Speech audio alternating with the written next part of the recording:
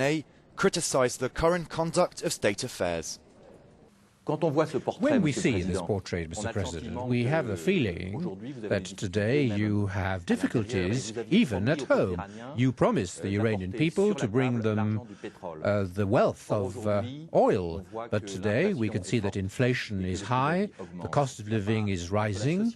Isn't there a growing gap between Iranian society and your government?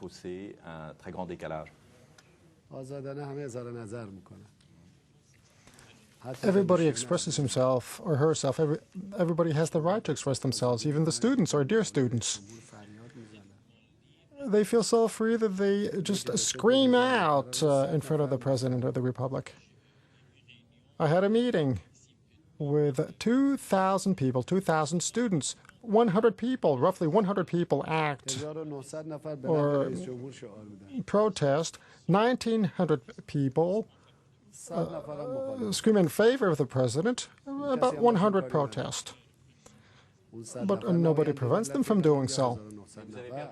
But you lost the municipal elections, the local elections in Tehran. Isn't this a sign of opposition?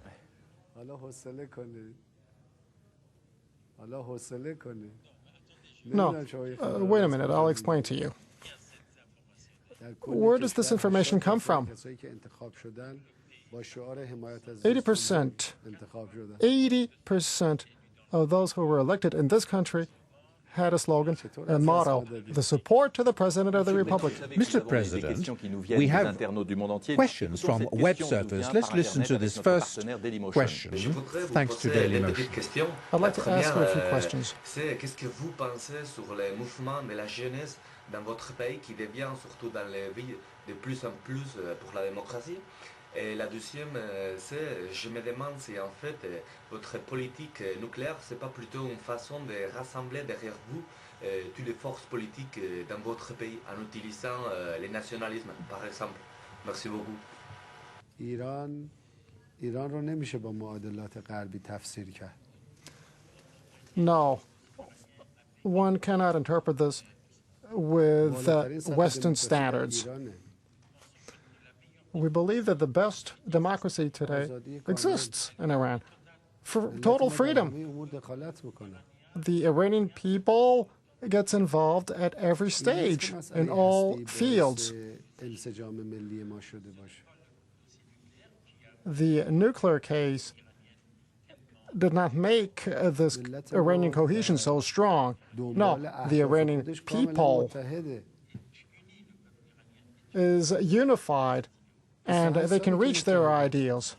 For 28 years, we've had such unit. Of course, the nuclear case may have contributed to increase national cohesiveness. But we are not striving or using the nuclear issue to enhance Iranian national cohesiveness. We're striving for social national cohesiveness to follow up on this nuclear issue, and the Iranian youth is very active and very lively. It's a highly energetic and present youth, present in all realms of society. And I represent Iranian youth myself. Another question concerning Israel. It's a question which has been asked by Daniel Gomez in Paris. Let's listen to it together, with our partner Daily Motion, of course. Si vos appels à la destruction d'Israël font partie d'un discours populiste pour gagner le soutien de la population de votre pays, ou avez-vous vraiment l'intention de l'éliminer? Si oui, comment et pourquoi? No, the question I'm raising is as follows. Why is there so much hatred? What do they do? Now, that's a key issue. European politicians need to answer this question. As long as they haven't answered this question, they will commit mistakes in their decision-making processes.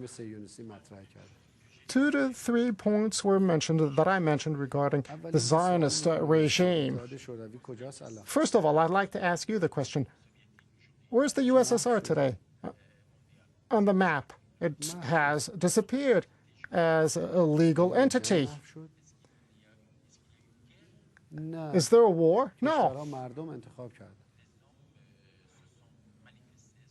People spoke out,